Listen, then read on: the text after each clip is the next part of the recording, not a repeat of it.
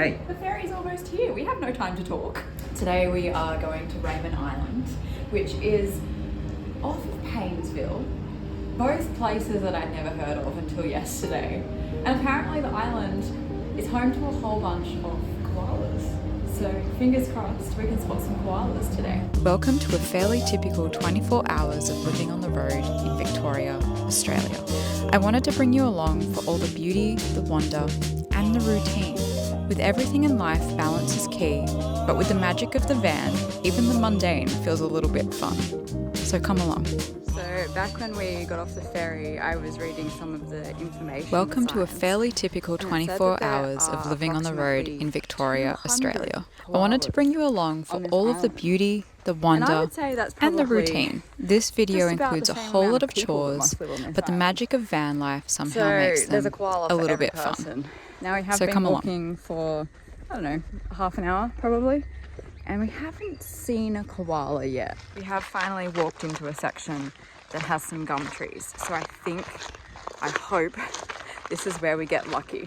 This is never going to show up on camera, but I spotted the first one. Baby and mama all cuddled up together. Oh, so cute. Found our first one that's awake. There he is right in there. I'm just here really wishing that I brought my good camera. I have no idea why I didn't, but I spotted my first there's one. another one. Hey buddy.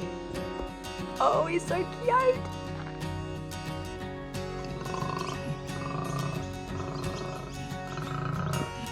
I have spotted the majority of koalas today. Rowan spotted one. See one. I spot one.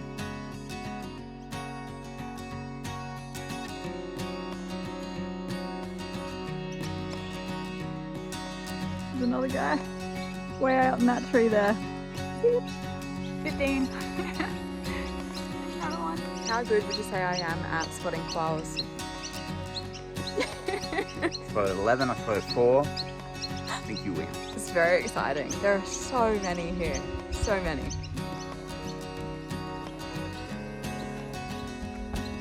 Way up there. Oh, just as I was filming that one, I spotted another. Oh, he's so sleepy. Yay, another one.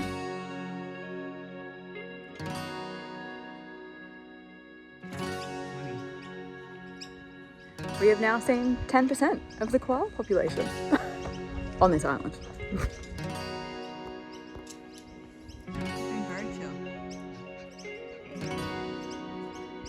That was so good. So good. No, it was actually very nice. We had a really good time. It was so easy to walk around. No, it was very special to see them in the natural environment like that. Still perplexed why koalas seem to only exist on islands, or at least large populations of them. I'm sure it's some kind of conservation effort, you know, like that's not naturally occurring. But there is a bit of selection bias coming here because we do explicitly keep choosing islands to go to because they have koalas on them. So it's a good point. Don't go to an island and expect to find lots of koalas. now let's strip our clothes off and jump in the shower. Yeah, we're not entirely sure what we're going to do with the rest of the day, but we have a few things to tick off our to-do list, and that includes finding a shower because we have not bathed today. I had a cold one yesterday and that was torture because it is December, but it's so cold down here. I am struggling.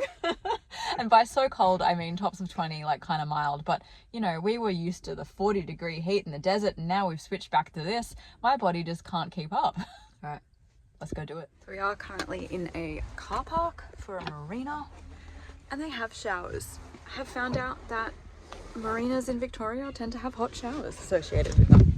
So, I'm excited.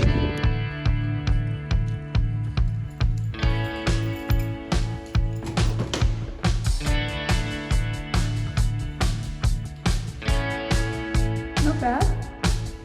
Bug count is tolerable. And apparently that button equals hot water.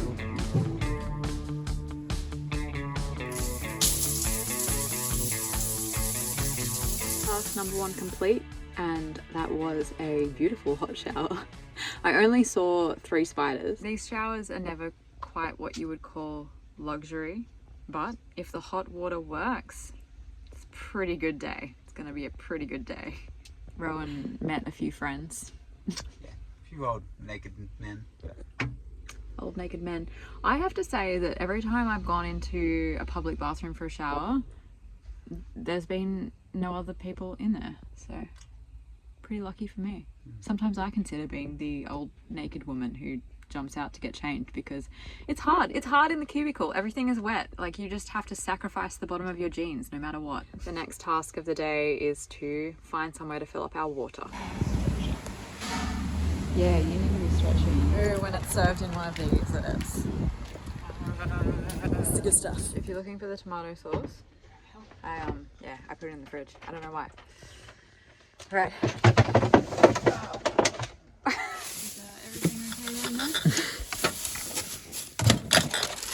That's $4 worth of chips. They are so good. You just cannot beat a fish and chip shop chip. Oh my god. This is our magic tool so that we can access water in a questionable way. No, we were directed here. This is legal.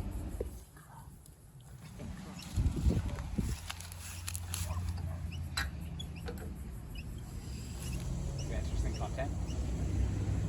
Come out. Do you feel kind of cheeky when you take water from the side of some random building in a park? But, I told you, this is the designated spot. They send people to fill up. That's why there's a dump point right there. maybe they're talking about the hose next to the dump point, which No, don't there's do photos that. there. Don't fill up using the dump point taps because, ew, gross. Find another tap. After a day highlighted with 22 koalas and culminating in taking care of some pretty basic needs, we settled into a designated free camp, albeit pretty basic with only drop toilets serving as amenities. But after a week of stealth camping, this was exactly what we needed for a restful evening. We have settled down for the night in our campsite, which is, you know what? I have absolutely no clue where we are right now. We have driven an hour and a half outside of Paynesville, but I cannot for the life of me remember the town that we're close to. We're currently in an RV sort of rest stop, so it's just on the side of the freeway, probably one of the less glamorous places that you would stay when you're traveling on the road, but it's neat and tidy. I feel safe. There are other campers around, so I think I'm going to go a good night's sleep. Tomorrow, I have no idea. I have no idea what we're going to be doing tomorrow. And I think that that is pretty typical of this lifestyle.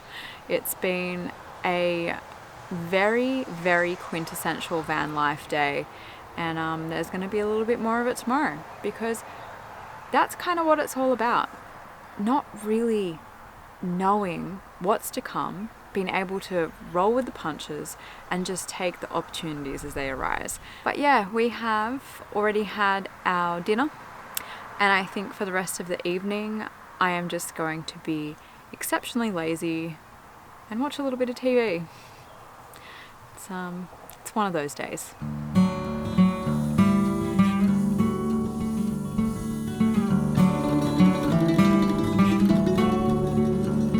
Morning. Got breakfast on the way, Rowan's on the job, and I'm just gonna tidy up the van and get it into day mode. There's a little bit of preparation that goes into our morning that's just a part of our routine, and I like to make sure I do it. And the first thing that includes is turning the bed back into our seating area. It can be really easy to just be a little bit lazy and not change the bed over, but I like to try and keep on top of it because it makes me feel a lot better through the day when we have a living space. These in-between days truly can be just as beautiful as the standout days. Yes, the privilege that comes with living on the road is having the ability to access some amazing places. But so many more days look just like this, punctuated by routine and basic decision making. But by finding the joy in the small moments, everything is magic. So I've learnt this really cool trick that I eat really slowly, and that way Rowan not only cooks the breakfast, but then because I'm taking so long, he ends up cleaning up afterwards.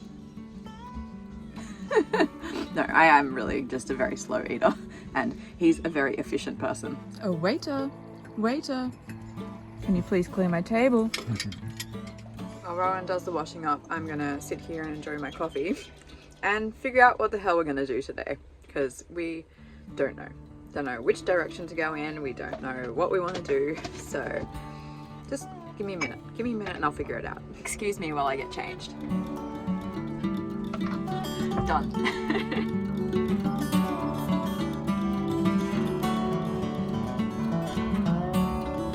Yes, I do have an electric toothbrush because I don't mess around with my teeth.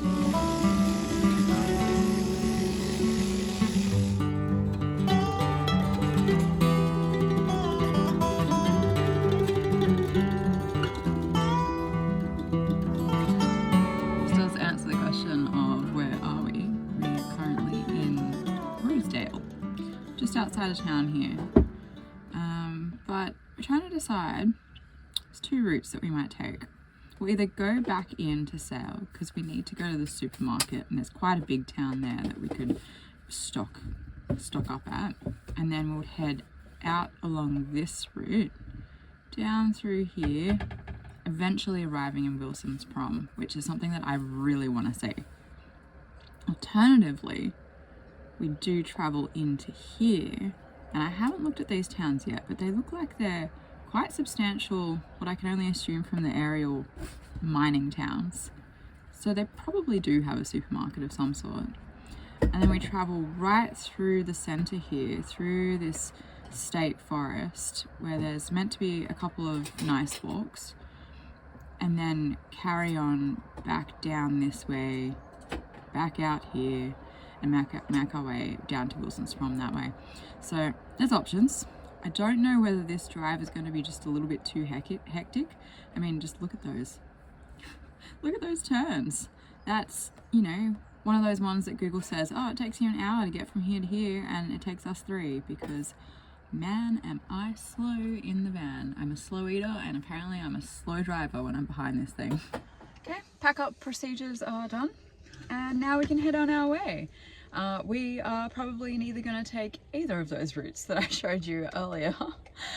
Instead, we're going to pick the fastest and easiest route because I'm just really keen to get to Wilson's Prom, and I think there's going to be a lot to do down there, a lot of hikes, a lot of beautiful things to see, so why not head straight there?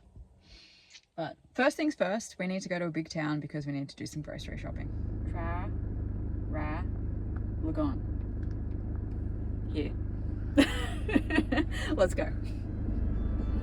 Alright.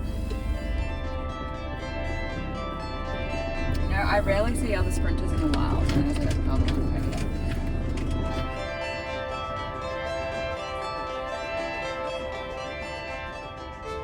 We also walked down to what we thought was a farmer's market, and on Google it explicitly said this is not a craft market, and it was only craft, so we couldn't get our produce from there. But we did find the Source Bulk Foods, which is very exciting because I love those guys. But now we're back at Woolworths in the car park. I'm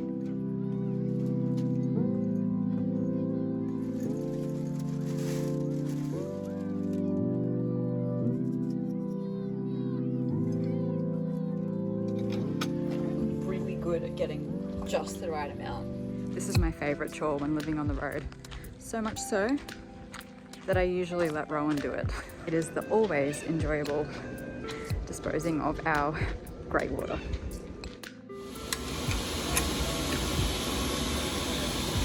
The most amazing thing just happened. Wait, I'll tell you outside where there isn't washing machine noise.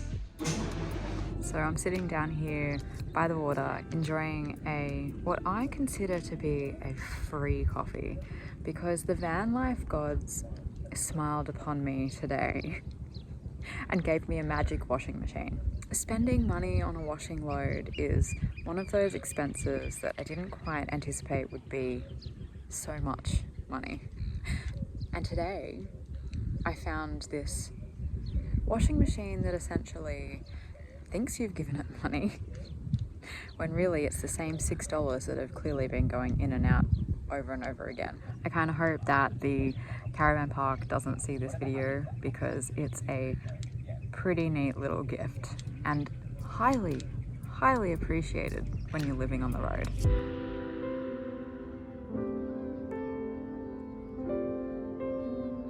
There has been a development in today's clothes washing saga.